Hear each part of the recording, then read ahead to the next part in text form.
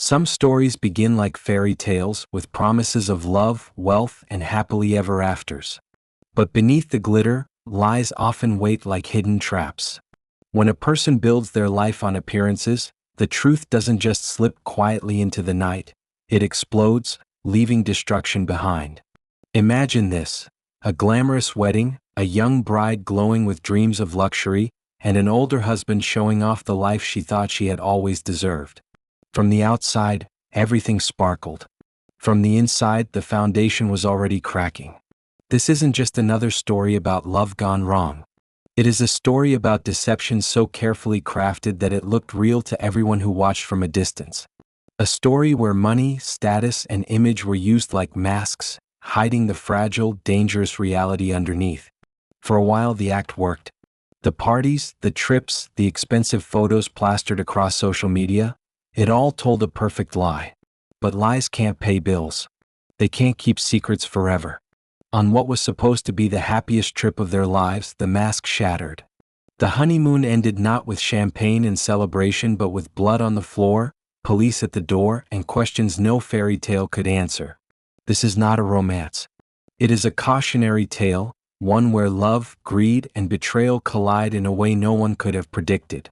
Henry Gibbons, better known as Hollywood Hank by his neighbors, was a man who wore confidence like a suit of armor. At 62 years old, his silver hair was always neatly styled, and his tailored silk shirts whispered wealth. Standing tall at 6 feet with broad shoulders, Henry had the kind of presence that made heads turn wherever he went. His smooth voice and easy charm could convince anyone that he was a man who had it all: business deals in Dubai, luxury homes in Miami, and an endless string of glamorous adventures. In the heart of Coral Way, Henry's mansion was the talk of the neighborhood. It had marble columns that towered over the front yard, a sprawling driveway that could fit a dozen cars, and a pool that sparkled under the sun like something out of a movie set. The BMW 750i parked in the driveway gleamed with the kind of shine only the wealthy could afford, and Henry loved to show it off, especially when he was speaking on the phone with potential clients or partners, always mentioning million-dollar contracts and international ventures. But as perfect as Henry's life appeared, it was nothing more than an elaborate performance. Beneath the polished exterior, there was a man living on borrowed time, living off credit cards and charm, juggling lies as carefully as he juggled payments. He wasn't a successful businessman, but he had perfected the art of pretending to be one. His house wasn't really his. It belonged to his brother who had retired in Jamaica 5 years ago.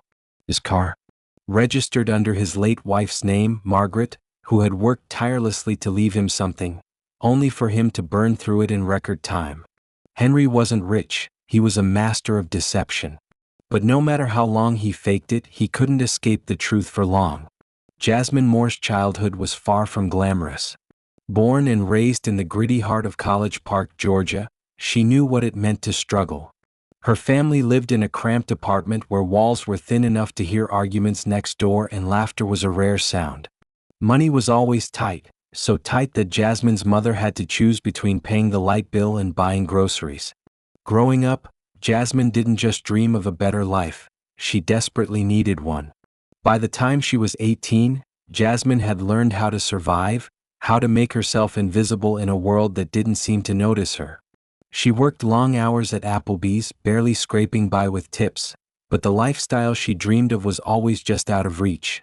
She watched her friends leave the neighborhood, some heading to college, others to cities where they could make something of themselves. Yet Jasmine remained behind, too caught up in survival to see an easy escape. But her beauty? That was undeniable.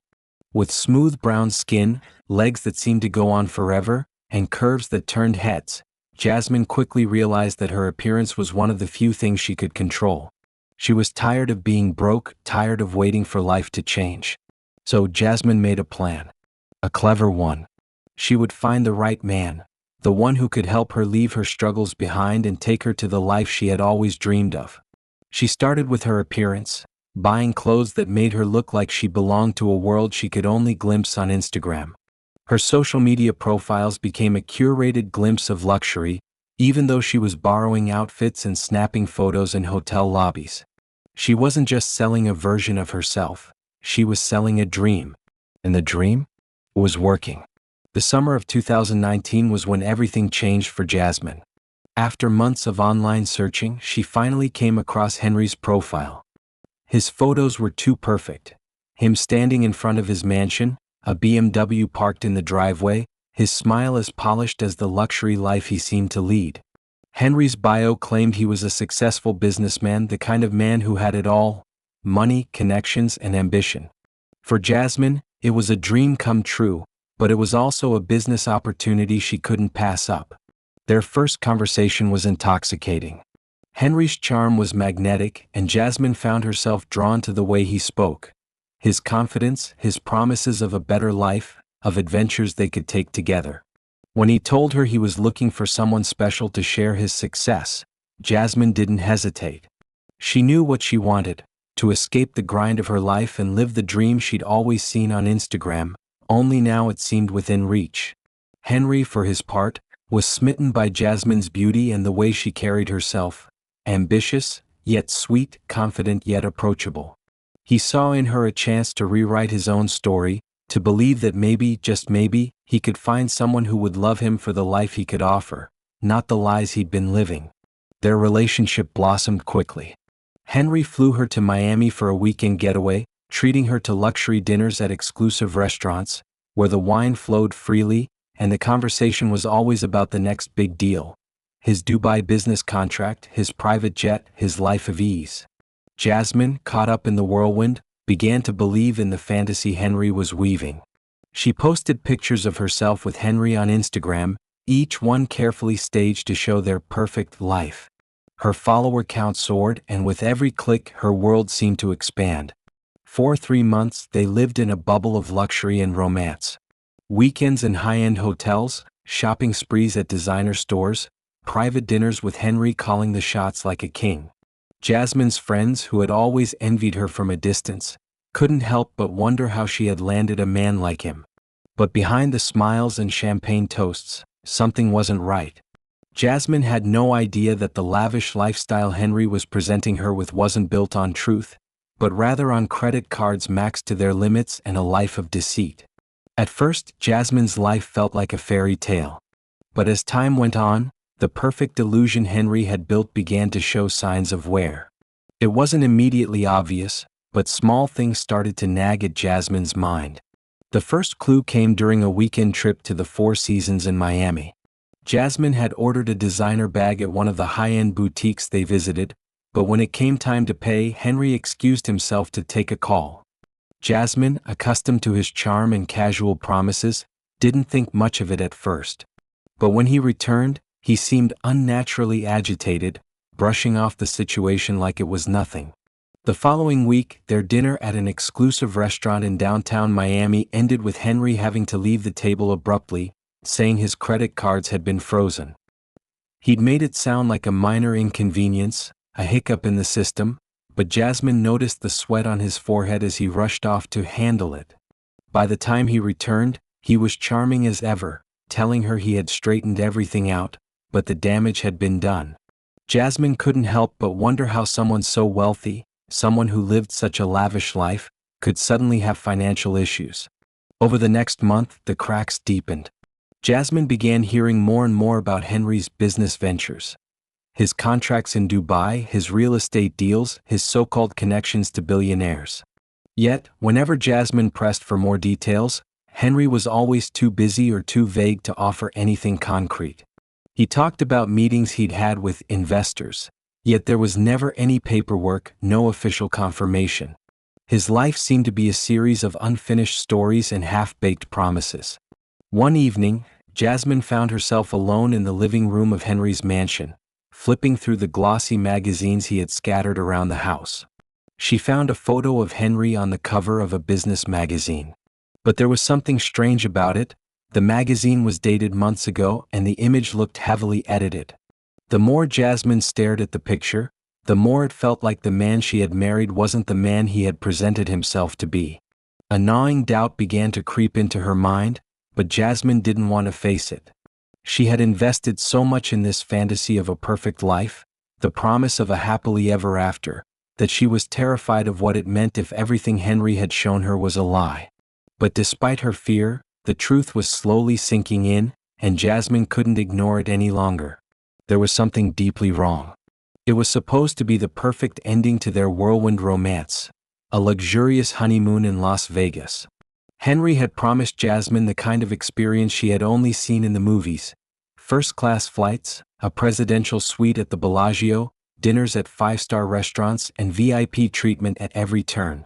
For the first 2 days, everything was perfect. Jasmine posted every moment to Instagram, feeling like a queen in the life Henry had promised her. But as the days wore on, the cracks in the facade that Henry had built started to widen. It began with a simple question. Jasmine, still riding high from the lavish gifts and extravagant experiences, casually asked Henry about his business dealings. She had been waiting for the right moment, and now, with the glow of their honeymoon still fresh, it felt like a safe time to ask. But the reaction she got from Henry wasn't what she expected. For the first time, he seemed agitated, fidgeting with his champagne flute and avoiding eye contact. "Baby, don't worry about that right now," he said, his voice strained. "I'm taking care of everything. You just relax, okay? Let me handle the business stuff." Jasmine frowned but didn't press further. She trusted him, or at least she wanted to. But that night, as they sat in their luxury suite overlooking the Las Vegas Strip, something felt different. Henry was on the phone for an unusually long time, his voice low and hurried. When he finally hung up, he was sweating, his face flushed with frustration. "I'm sorry," he muttered. "I need to take care of something. You stay here and I'll be right back." Jasmine was left alone in the suite, her mind racing. Her gut was telling her that something was wrong, that the world Henry had shown her wasn't as real as it seemed. But she shoved the feeling down. After all, she didn't want to ruin the moment. The honeymoon was supposed to be perfect, right? But that night it all unraveled. Henry returned a few hours later, his mood darker than ever. Jasmine had already gone to bed, but the tension in the air was palpable when he came in. He didn't even bother to change out of his clothes. Instead, he sat on the edge of the bed, rubbing his temples. Jasmine, sensing his unease, asked softly, "What's going on, Henry?" Henry looked at her with an unreadable expression. The man who had once been so charming, so confident, now appeared lost, almost vulnerable. "It's nothing," he said quickly. "Just some business trouble."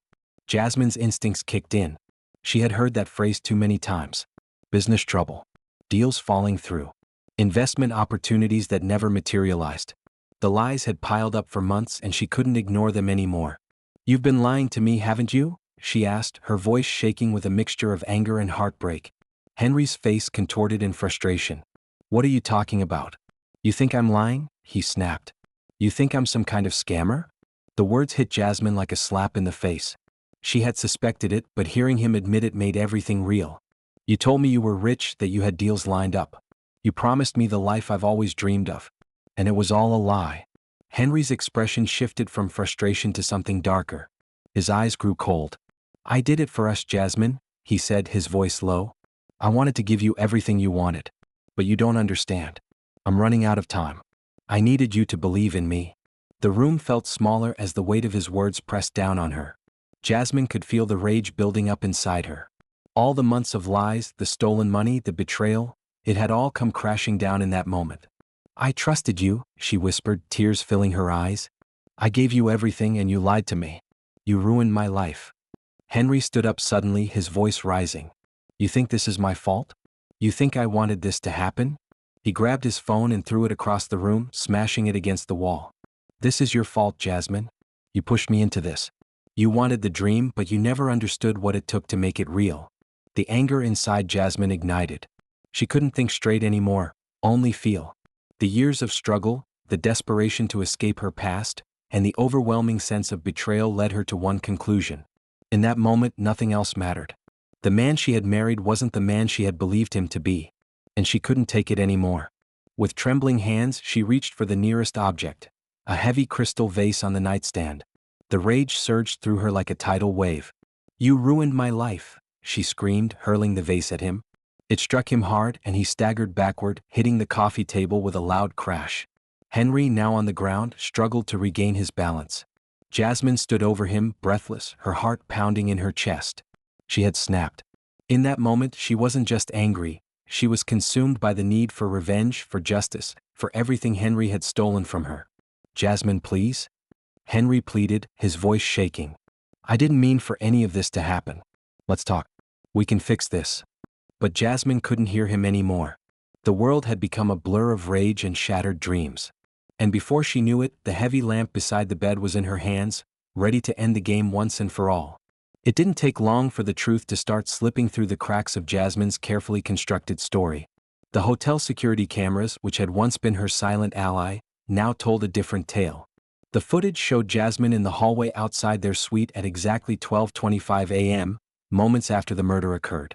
She was fully dressed, calm, and engaged in a lively conversation on her cell phone. The strange thing? It was at least 12 minutes before she went back into the room to call security. At first, Jasmine stuck to her story. She claimed Henry had tripped, hit his head, and that she'd rushed to his aid, only to find him unconscious. But the evidence didn't match.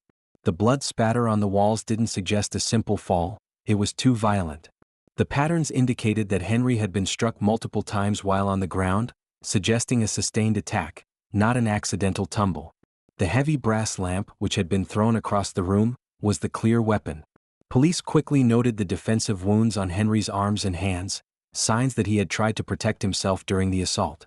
It wasn't just a random accident, it was a deliberate attack, a crime of rage. Jasmine's frantic calls to her cousin just hours earlier were another piece of the puzzle. Text messages recovered from her phone painted a chilling picture. "I think I married a broke scammer. This fool don't have a dime to his name. I'm about to confront him. He's been lying to me for months. He's not who he says he is. I'm done. I'm going to make him feel what it's like to lose everything." The text, sent just hours before Henry's death, clearly indicated that Jasmine was not only aware of his deception, but that she had already made up her mind to confront him. It wasn't just a confrontation, it was an explosive release of pent-up anger and betrayal. The most damning piece of evidence came from the autopsy report. Dr. Sarah Martinez, the coroner, confirmed what the investigators had suspected from the beginning. Henry had been hit repeatedly while he was already down. His injuries were extreme, showing signs of multiple blows to the head and neck. The force of the attack and the subsequent injuries suggested personal rage. It was clear now, this wasn't an accident. As the pieces of the puzzle fell into place, the investigators knew they had enough to charge Jasmine with second-degree murder. She had confronted Henry, discovered the full extent of his lies, and in a fit of rage had killed him. The story Jasmine had been telling, about an accidental fall, about trying to help him, was falling apart.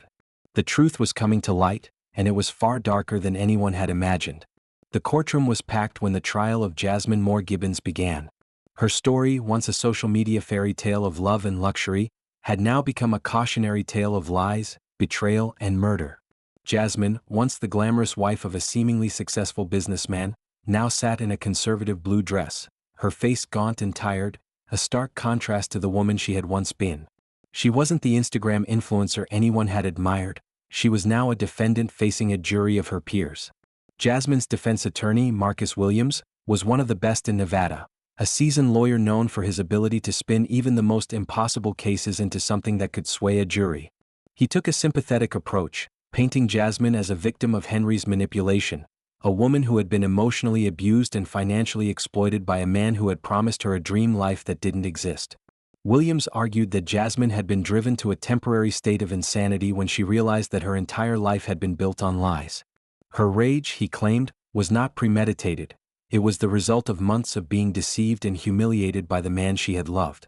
But the prosecution, led by prosecutor Lin Chin, saw the case in a different light. Chin argued that Jasmine's actions were deliberate, not impulsive. The text messages, the security footage, the defensive wounds on Henry's body, they all pointed to premeditation. Jasmine had planned the confrontation, had even documented her feelings of betrayal before the murder. The internet searches Jasmine had made before the crime, looking up things like, how to find out if someone is lying about money, and can you get an annulment if your husband is lying about being rich, were all evidence that she had known what Henry had done, and had actively decided to confront him with violence as her solution. In her own testimony, Jasmine admitted to confronting Henry about his lies, but she insisted that she had never intended to kill him. "I just wanted him to feel what it was like to lose everything," she said, her voice breaking. The jury listened, their faces unreadable as Jasmine explained how she had snapped under the pressure of betrayal. After 3 weeks of testimony and deliberation, the jury returned with their verdict. We, the jury, find the defendant, Jasmine Moore Gibbons, guilty of murder in the second degree. The room fell silent as the weight of the verdict settled over everyone present. The judge, Patricia Ross, turned to Jasmine with a solemn expression. Jasmine Moore Gibbons, you took a human life in a moment of rage. While the court acknowledges the emotional abuse you suffered, nothing justifies the violence that ended a man's life.